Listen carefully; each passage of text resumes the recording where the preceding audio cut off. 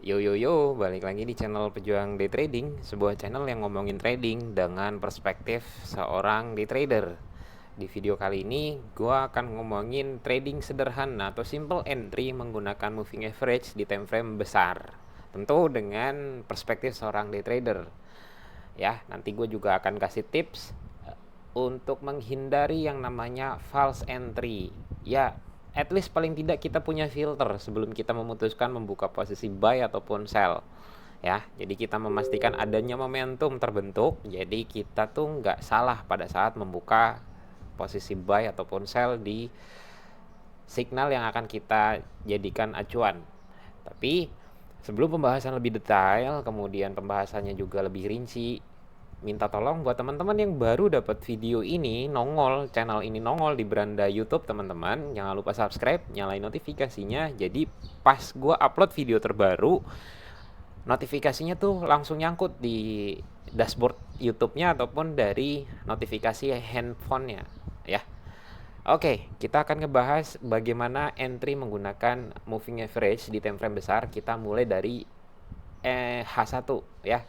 Karena H1 ini lebih sederhana secara pemakaian dan kita bisa mengecek mungkin dengan interval per jam gitu ya. Jadi setiap 1 jam kita ngelihat chart, memastikan apakah momentumnya ada, kondisi entry itu udah checklistnya sudah masuk atau belum, kayak gitu kurang lebih ya. Kita langsung ke chart aja. Sekarang kita kecilin muka gua biar nggak nutupin chart. Ya, oke. Sekarang kita bahas entry-nya di chart. Kita langsung ke chart dan kita bahas gimana cara entry-nya menggunakan moving average. Karena moving average sendiri adalah indikator yang hampir seluruh trader baik itu pemula ataupun yang sudah expert menggunakan. Ya. Oke, sekarang kita mulai. Pertama, geser atau buka menu chart gitu ya. Kemudian pilih indikator dan kita cari moving average eksponensial.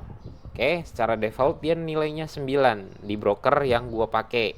Ya, buat teman-teman yang belum punya broker dan masih pengen coba trading tapi takut, bisa buka akun trading di demonya terlebih dahulu. Link untuk brokernya ada di deskripsi, silahkan diklik gitu ya, untuk bisa ngecek dan pakai interface yang sama dengan yang gue lakukan sekarang gitu. Nah, kita langsung ngebahas tentu ya dengan perspektif seorang day trader. Jadi kita akan rubah setup EMA-nya. Pertama, kalau misalnya kita bicara dengan setup EMA gitu ya, semakin besar value dari ini periodnya atau length dari EMA-nya sendiri, ini akan mempengaruhi signal entry-nya kita juga gitu ya. Semakin besar maka semakin jarang untuk kesempatan entry-nya, tapi kualitinya mungkin akan lebih bagus karena semakin tinggi nilainya, anggaplah menjadi 10, 15 kayak gitu. Nilainya ini akan memfilter lebih ketat gitu ya, signal yang harusnya false gitu, itu nggak akan kebaca sama interval yang lebih tinggi nilainya. Jadi secara default dia adalah nilainya 9 dan kita lihat di chart gitu ya. Ini time frame H1, teman-teman bisa lihat garis moving average-nya ini berada di tengah-tengah gitu ya, hampir berada di tengah-tengah dari dari harga marketnya itu sendiri. Ya, bisa dilihat ya. Jadi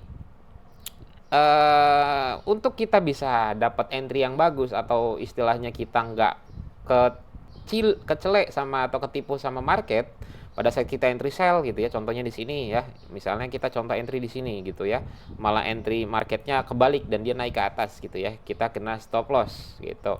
Kemudian pada saat kita mencoba entry di sebelahnya gitu ya, dengan candle momentum di sini gitu ya, ini kita entry di sini buy gitu ya, stop loss di sini, kemudian kita targetin misalnya 1/2, ini kita kena stop out duluan, betul ya. Jadi dengan moving average periode 9 atau nilai yang kecil, ini kurang efektif teman-teman ya. Kurang efektif karena apa? Yaitu tadi false momentum, kemudian false signal untuk entry lebih sering terjadi gitu ya. Jadi kita akan rubah gitu ya, ke setting defaultnya gua sebagai seorang day trader itu lengthnya jadi 21 teman-teman. Oke, jadi di sini lebih terlihat posisi market berada di atas atau di bawah EMA. gitu. Beda dengan yang EMA 9 tadi, posisinya garis EMA-nya sendiri berada di tengah-tengah dari market. Dengan diganti menjadi EMA 21, teman-teman bisa ngelihat bahwa kecenderungan market lebih sering di atas atau di bawah dari garis EMA-nya itu sendiri. Jadi peluangnya kita itu akan sangat besar gitu ya. Dan gimana cara entry-nya Om? Gitu ya. Nah, kita akan ngebahas cara entry-nya sekarang. Cara entry-nya untuk time frame H1 menggunakan EMA yang gue lakukan adalah simple, sederhana, dan sangat bisa dilakukan oleh siapapun teman-teman ya. Dan waktu entry-nya, kalau misalnya teman-teman jarang sekali di depan monitor gitu ya, di depan chart kayak gue, bisa manfaatin ini untuk istilahnya kayak pending order ditempatin, kemudian udah set forget ya, pasang pending lupain gitu ya, tutup chartnya, kemudian teman-teman bisa aktivitas yang lain, kerja, nge-gym, atau apapun yang bisa dilakukan di luar dari trading gitu ya. Jadi life balance ya, anak Jaksel, life balance pokoknya ya. Oke, gimana cara entry-nya Om? Sederhana, gue kasih lihat contohnya. Misalnya, kalau kita bicara sell atau kita punya setup ingin entry sell, yang perlu dilihat adalah pergerakan dari moving average hari sebelumnya. Teman-teman harus mengaktifkan yang namanya session break. Ya, session break itu bisa dicek di menu settingnya trading view. Session break ini harus di checklist supaya teman-teman bisa ngebedain di mana hari kemarin itu berakhir dan dimulai gitu ya. Jadi range harian kemarin itu teman-teman bisa tahu dari range break gitu ya, session breaknya. Nah, session breaknya ini kalau di checklist teman-teman bisa ngelihat garis yang panjang ini dari atas gitu ya, vertikal ini bisa kelihatan. Jadi ini adalah dari ujung sini, contohnya dari ujung sini ke sini, ini adalah 1 hari teman-teman. Ya, dan kita butuh ini untuk bisa memastikan entry-nya gitu ya, kayak checklistnya dulu. Oke, kita aktifin session break, kemudian kita tutup karena kita cukup mengaktifkan itu aja. Kemudian yang perlu kita lakukan adalah saat kita melihat, contohnya kita akan rewind posisinya gitu ya. Kita akan rewind posisinya. Misalnya ke sini teman-teman ya. Misalnya ke sini. Oke. Kita akan rewind, kita akan cari posisi sell teman-teman. Oke, kita akan coba. Nah, yang tadi gue maksud adalah teman-teman sebelum membuka posisi atau akan bersiap membuka posisi, pastikan teman-teman lihat hari sebelumnya. Ya, hari sebelumnya itu bergeraknya kayak gimana? Apakah dia cenderung naik ke atas atau di atas EMA, atau misalnya marketnya itu bergerak di bawah EMA. Ya, ini menjadi dasar sebelum entry yang akan kita buka di hari ini. Ya. Oke, sekarang kita lihat chartnya nih di sebelah sini teman-teman ya. Di sebelah sini range hari kemarin ya, range hari kemarin itu dia itu lebih banyak berada di bawah EMA 21.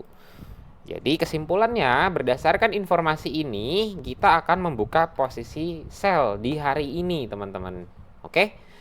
Kemudian gimana setelah kita memastikan bahwa gue akan sell aja gitu ya. Yang harus dilakukan teman-teman sebelum membuka entry sell adalah tunggu harga bisa breakout di atas EMA 21 tapi gagal dan balik lagi ya. Jadi kayak gini contohnya. Kita akan pastikan bahwa ada market yang bergerak gitu ya. Ada market yang bergerak naik menembus kayak gini contohnya, dia menembus EMA 21 tapi gagal dan di reject lagi, balik lagi ke bawah EMA 21. Disitulah peluang kita untuk follow up sell. Nah, contohnya kayak gini teman-teman. Ya, contohnya kayak gini.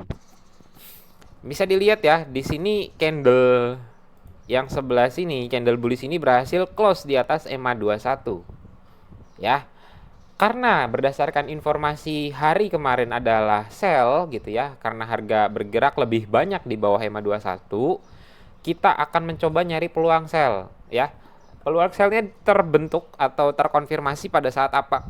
Yaitu harga ada yang berhasil break di atas EMA 21 tapi di next candlenya ini dipatahin atau harga kembali di bawah EMA 21. Oke, ini adalah setup yang cocok untuk istilahnya kita bersiap memasuki posisi sell. Kita akan coba tempatkan sell di sini. Untuk stop lossnya di mana Om? Stop loss karena ini time frame H1, mau nggak mau SL kalian akan lebar banget ya.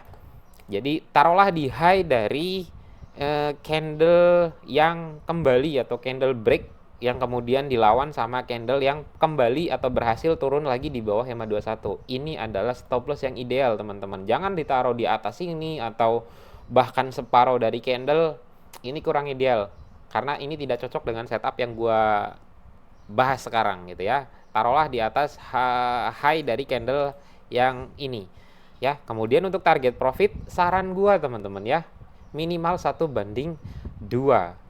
Kenapa? Kalau menurut gua karena 1/2 ini walaupun teman-teman 2 kali salah dan 1 kali benar, secara risk reward kalian aman dan saldo kalian bisa bertambah ya. Harapannya adalah konsekutif loss sama konsekutif win-nya lebih besar konsekutif win-nya. Jadi kayak loss beruntun sama profit beruntun itu lebih gede profit beruntunnya. Anggap sama-sama profit beruntunnya 2 kali, loss beruntunnya cuma 2 kali. Kalian masih menang 1, teman-teman. Oke, kita coba replay ya. Apakah ini berhasil, teman-teman, untuk dapat 1/2 secara take profitnya. Oke, dan sepertinya kita TP atau kena SL duluan. Oke, di sini kita TP, teman-teman ya. Dan ini kita bertahan 2 hari ya, dari sebelumnya acuan entry-nya kita adalah dari hari ini ya. Kemudian kita memutuskan untuk membuka posisi sell pada saat harga berhasil break ke atas EMA, kemudian dibalik lagi sama market dan dia turun berhasil di bawah EMA 21. Disitulah kita membuka posisi. Kalau misalnya teman-teman notice, di sini pun kita bisa entry lagi, teman-teman ya.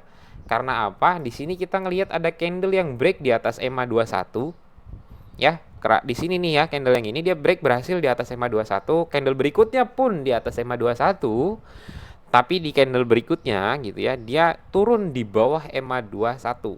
Oke, bisa dilihat ya. Jadi di sini kalau misalnya kita mau buka posisi sell pun bisa, teman-teman. Tapi kalau misalnya dengan rules yang tadi, kita akan kena stop out, teman-teman, di sini ya. Karena kita menempatkan stop loss-nya ini berada di high dari candle yang break di bawah EMA 21 kembali. Walaupun secara risk reward sebetulnya kita dapat nih 1/2 gitu ya, tapi kita kena stop out sangat tipis. Balik lagi ke preference teman-teman, toleransi kerugiannya itu seperti apa manajemennya. Jadi dipastikan lagi. Kalau misalnya oke 100 pip masih aman, gue masih bisa 150 pip, ya udah SL-nya di situ. Tapi RR-nya harus dipastikan 1/2 minimal, teman-teman ya. Kenapa? Karena yaitu tadi, kalau konsekutif loss sama konsekutif win sama-sama 2 gitu ya, dengan risk reward 1/2 kalian masih menang posisi profitnya gitu ya. Kalian masih bisa book profit walaupun sama-sama terkena stop loss beruntun 2 kali dan take profit beruntun 2 kali. Oke, di sini kita lihat dengan resiko 150 pip kita masih dapat nih di hari berikutnya untuk 1/2. Untuk logic buy-nya gimana Om? Sama guys, sama teman-teman ya, sama. Jadi tidak ada perbedaan, yang dibutuhkan hanyalah validasi bahwa hari sebelumnya itu market berada di atas EMA 21 gitu ya. Kita coba rewind lagi gitu ya, misalnya di sebelah sini ya. Ini kita contoh posisi buy, teman-teman. Yang perlu kita lihat adalah, atau kesimpulan yang harus kita lihat adalah, harga harus lebih banyak candlenya berada di atas EMA 21, baru kita punya kesimpulan gua akan buy aja gitu ya. Posisi yang akan gua buka di hari ini trade-nya adalah buy aja gitu ya. Oke, kita coba jalanin marketnya. Di sini posisinya itu hari sebelumnya gitu ya, di hari sebelumnya di sini gitu ya, kita belum dapat kesimpulan nih.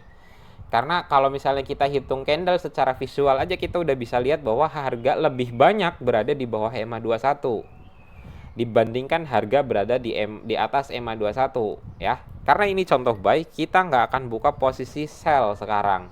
Kita akan coba tunggu di hari berikutnya. Oke, di sini di hari ini itu bisa dibilang di tanggal 10 Juni kita melihat harga kecenderungannya lebih berada atau berusaha di atas EMA 21 ya, jauh gitu ya. Ini posisinya di bawah EMA 21 tapi sangat dekat gitu. Jadi kecenderungannya ini mungkin sudah mulai bullish marketnya. Jadi kita mulai mencoba mencari market gitu ya, yang berhasil atau harga yang berhasil tutup di bawah EMA 21 tapi dilawan balik lagi masuk di atas EMA 21 candle close-nya. Ya, disitulah peluang kita untuk ngebuka posisi buy, teman-teman. Kita akan menunggu. Selama itu belum tervalidasi ada candle close di bawah EMA 21, kita tidak akan membuka posisi buy secara buru-buru. Oke? Sekarang kita balik lagi ke sini. Di sini kita udah ngelihat ada candle yang break di bawah EMA 21. Ya, kita tinggal tunggu candle berikutnya apakah bisa naik di atas EMA 21. Supaya itu menjadi validasi kita untuk ngebuka posisi sell. Buy. Oke, kita tunggu ya. Kita pastikan. Oh, ini ada news mungkin ya. Ini spike-nya tinggi banget soalnya. Kita akan coba membuka posisi buy di sini. Ya, kita akan coba posisi buy di sini dengan stop loss berada di low dari candle yang berhasil close di atas EMA 21 lagi. Risk rewardnya 1/2, teman-teman ya. Karena itu tadi yang gua tekankan. Karena kita main di time frame besar, resikonya kita harus hitung dan risk rewardnya harus sesuai. Karena kalau kita punya consecutive loss atau loss beruntun atau profit beruntun, at least jika perbandingannya sama, loss beruntunnya 2 atau loss beruntunnya 3, tapi take profitnya juga beruntunnya 3, kita masih punya kesempatan menang gitu. Ya, kita coba tes nih ya, 1/2 untuk posisi buy yang sekarang dikasih sama market. Apakah kita kena stop loss atau ya di sini kita kena stop loss, teman-teman ya. Oke, di sini kita kena stop loss. Kita akan coba lagi karena kita akan ngasih contoh buy, teman-teman ya. Kita akan tunggu hari berikutnya. Oke, di sini ya kita ngelihat bahwa market hari kemarin ya dan kecenderungan hari ini pun gitu ya. Kecenderungan hari ini pun market berada lebih banyak candlenya di atas EMA 21 dibandingkan di bawah EMA 21. Kita bisa buka posisi buy sekarang. Oke, kita buka nih, jebret buy ya.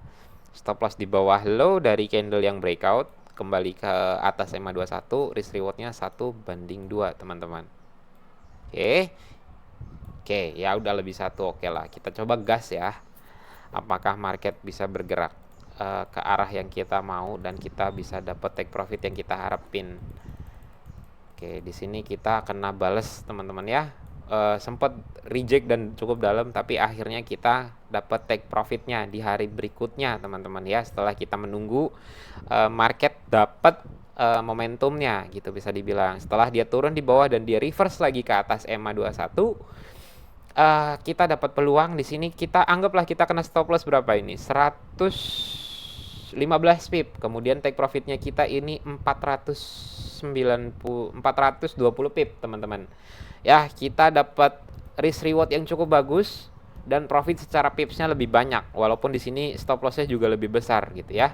Tapi di sini terbukti di next entry-nya gitu ya, kita dapat take profit yang sangat masif gitu ya. Kita dapat 400 pip.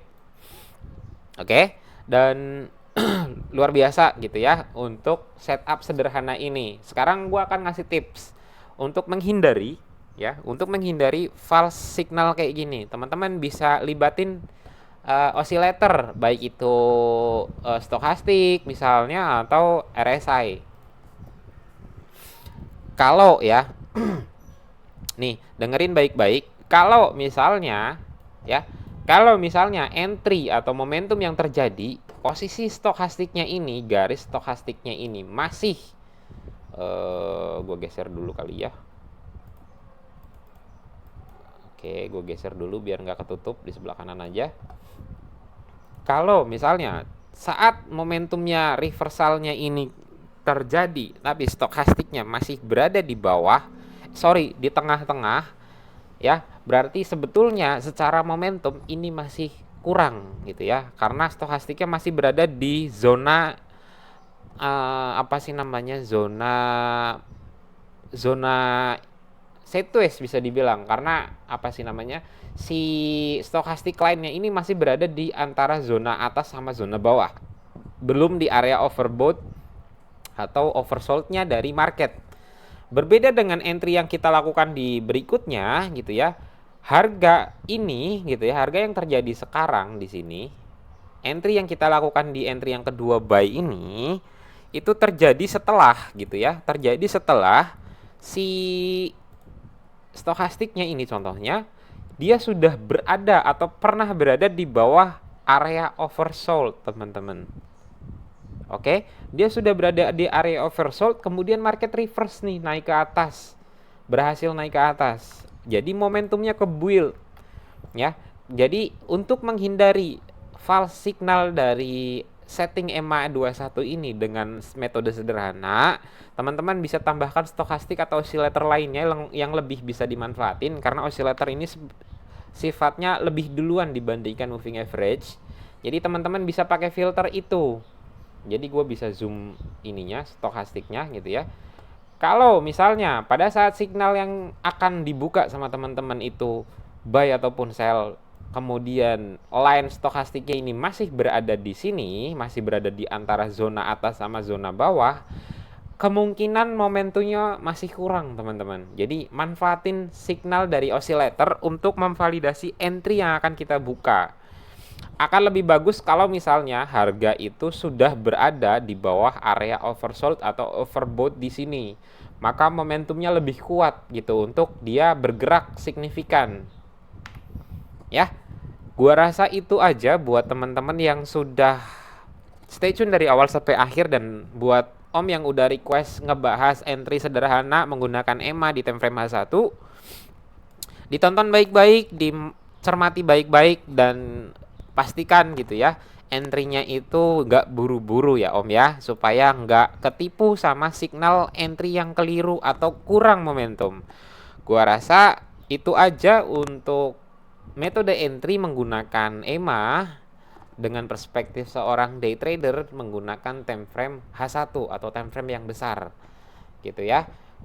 Jangan lupa subscribe, nyalain notifikasinya, dan juga buat teman-teman yang belum punya broker, daftar menggunakan link yang ada di deskripsi. Silahkan gitu ya. Kemudian jangan lupa gabung channel Telegram dan grup Telegram yang juga ada di link deskripsinya. Gua rasa itu aja. Thank you.